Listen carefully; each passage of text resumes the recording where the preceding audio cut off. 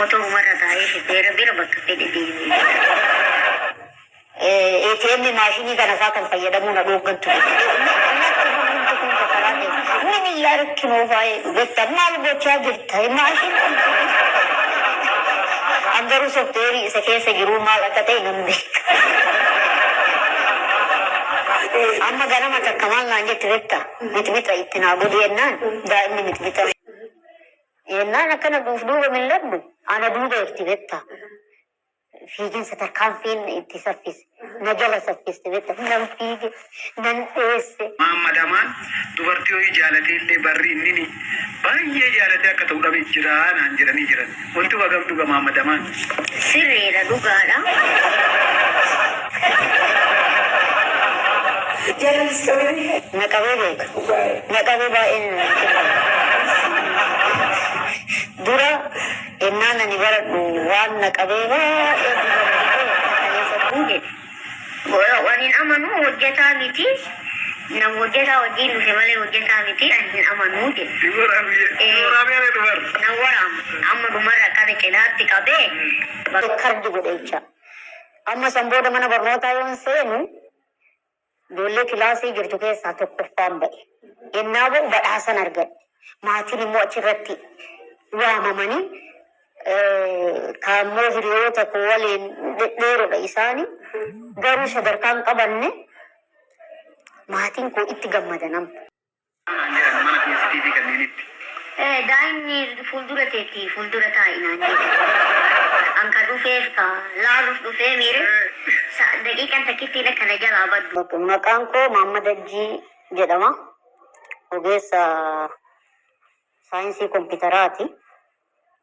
Iddoon dhalootaa koo godina Arsii aanaa Collee ganda Maanyaa Odaa Adii jedhamu. السلام عليكم ورحمة الله وبركاته أكم نجا جرتو إلمان أورمو هردفتوني حكيمة مانيا هندي كيسان نجا كيساني سنين ججار أنتنا نما جبا كيسما كيا كانتاي محمد أمان حجي dhalataa biyya kiyyaa akkasuma immoo nama sabboonaa nama gabaabaa dheeressee yaadu jechuudha akka fageenyatti yaadu jabaa Oromoon qabdu akkasuma immoo nama Oromummaa ofiitii fi tattaafannaa guddaa godhuu fi nama jireenya hedduu keessa taree injifatee haala teessuma lafaa injifatee haala hojja isaa injifatee akkasuma hawaasa keenya kana ilaalcha isaan namaa qaban injifatee barumsa ofii injifatee ammas ka barataa jiru asirra ga'ee maashaallah yeroo jaalalaa ofillee obsaan dabarsee bultii halaal ijaarachuun isaa hedduu tokko na gammachiisee asumaan warraan hordoftoota hakiima maanyaa taatan affeeramtanii jirtanii Muhammad Amaan Hajjii baga gammadde siin jenna sabboonaa kiyya. Maamee koo fuudhuun kan kee hedduu na gammachiisa garuu wanti na gaddisiise tokko ani akkamitti odeeffannoo kana dhaga'uu dhabee kan jedhu na gaddisiise sababni isaatis ani feesbuukii kiyya narratti cufamee jira feesbuukii kiyya na jala gubatee waan jiruuf Muhammad Amaan fuudhee hin dhageenye nama biraatu natti himee jechuudha. Kanaaf hordoftoonni kiyya warri yuutuubara feesbuuk irraa na dhabdanis feesbuukii kiyya gubateetiin jira kanaaf dhabamee jira qilleensarra hin jiru. Gammachuu Muhammad guyyaa lama sadii duraa jechaa dhaga'ee garuu haa ta'u wayita dhaga'etti irratti hojjechuudhaaf asirratti argame nu wajjin tura. Dachiin maanyaa hedduu tokko haala teessumtiisii hedduu gaaga'amtuudha garuu nama hedduu qaroo hedduu keessaa baay'ee fakkeenyaaf ni hogoobanaa Jawar Muhammad Amiin akkasuma immoo nama hedduutu jira ka beekamtii hin argatin ka ciminaa fi dandeettii adda addaa qabu biyyattii san keessatti haalli teessuma isii hedduu rakkoo waan ta'eef malee nama jabaa hedduu biqilchite jechuudha dachiin maanya jedhamtu tuni. Kanaafuu uummanni keenyaa ka achi keessa jirtan hirmaannaa fi tattaafannaa godhachuun akka gadi baatanii waan tokko mootummaa fi hawaasallee beeksifattanii rakkoo keessan ummata biraatti isinii furamu asumaan dhaamsa isinii dabarsaa inshaallah irratti hojjechuudhaaf itti qophaa'aa jirra. Hedduu tokko haalli biyya keessa san achi keessa jiru hedduu tokko hammaataadha. Garuu namni achi keessaa bahu xiyyeeffannaan isaatii fi haalli inni keessa dhiitateetiin dhiitatee keessaa bahu hedduu tokko nama dinqisiisa jechuudha. Dasi balgashi, dasi balshumi, dasta usama, dasta usami, dasi balgashi, dasi balshumi, dasta usama, dasta usami, dasta usama, dasta usami. Nabi antun tartu bidu Rasulullah, ayhunem ulalba, ayhunem kaulalla, mentari awalihun. Maqaan koo Mahammad Ajjii jedhama. Ogeessa saayinsii kompiitaraati.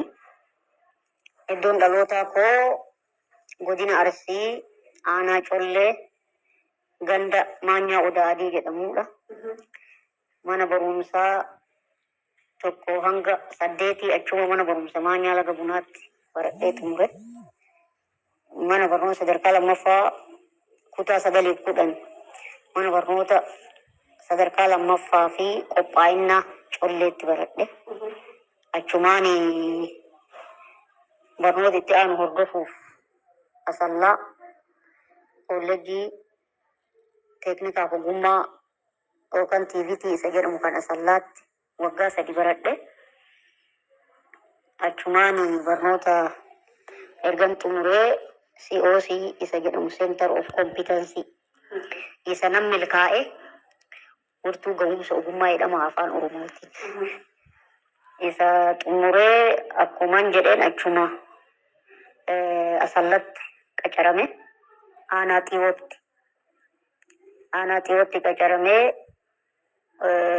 ogeessa viidiyoo konferansii ta'een qacarame achitti.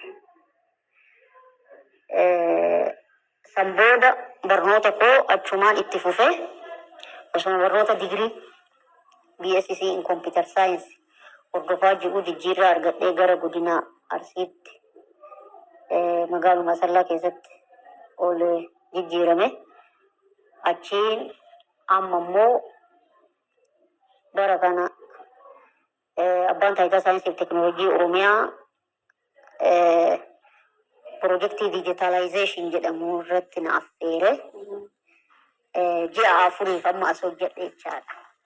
Maameen egaa gabaabumatti barumsa kee irraa kaatee hanga geessinitti miteetta ijoollummaa keetti daa'imni maatii keessatti naannootti namoonni baay'ee keessumaa baadiyyaa keessatti abaarsa rabbii kan fakkaatu jira. Yoo namni qaamni hir'ate yoo alatu yookaan gabaabbatee yoo alatu abaarsa rabbii nama hubatan. Maatiin kee garuu namoota baratee moo akkamiin garuma mana barumsaa geessuu danda'a? Mana barnootaa hiriyoonni koo na biraa seennan nan seene. Maatiin keenya amantii jabeessu beektaa. Amantii islaamummaa kana jabeessu. Amma san booda manatti quraana kana hin qaraana. Yoo hiriyoonni koo mana barnootaa na biraa seenan ji'a fulbaana jechuudha.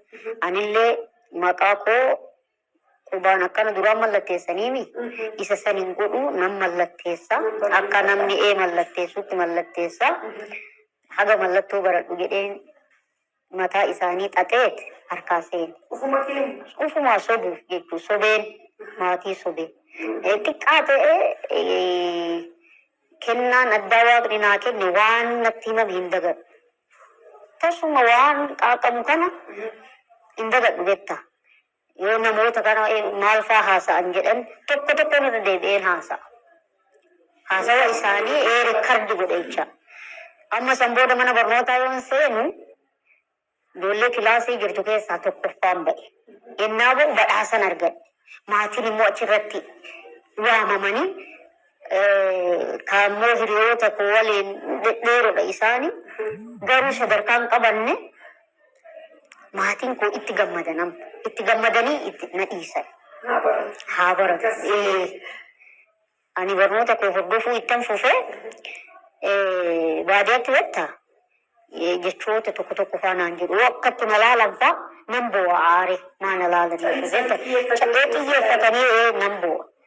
Osuma jedhu barachaan dhufe. Dura saayikooloojikaalii natti dhaga'ama. Maaf waaqas nan kumadha namas nan kumadha. Sambooda kennaa ta'uu irra ga'e. Dinqisiifattoota hedduu na dinqisiifatu natti dhiyaatu. Yeroo kolleejjii bara dhugeettaa mucattiin takka natti dhiyaatu deemte. Yennaan akkana duuba milladhu ana duuba irti beektaa. Fiiginsa tarkaanfiin itti saffise. Na jala saffiste beektaa. Nan fiige, nan dheesse. Na ariitin irraa hafuu didde. Manatti na galchite. Amma yennaan kilaasii darbee seen mucaa ijoollee dhiiraa lama waliin dhedheeroodha isaan kiraa qabannee jiran. Gabiyyoo kamaa jedhanii fiigee yoo inni bahu mucattiin karra dhaabatte. Nama mucayyoo maa ariitaa inni jennaan hin jaaladhee jetteen. Mudannoon kiyya isa kana guyyaa guyyatti sii mana mudata. Konkolaataa fa'aa keessatti amma waan ammaan laga qabuun seen beektaa ol fuudhanii fa'aa shamarran babbareeduun kun na dhungatu beektaa. Allaalee naasan. Ijoollee xinnuma faase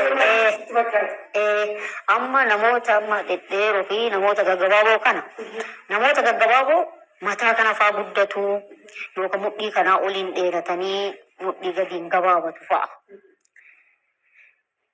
Areeda fa'aa baasanii hin beeksisu nama guddaa ta'u.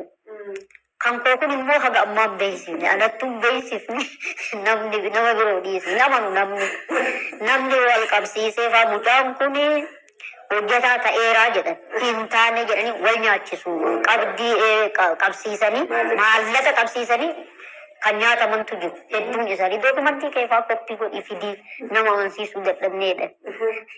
Yoo mucaan kun hojjetaa ta'e an hagana adabamaa jedhama osoo hin beekne hin nyaatamu.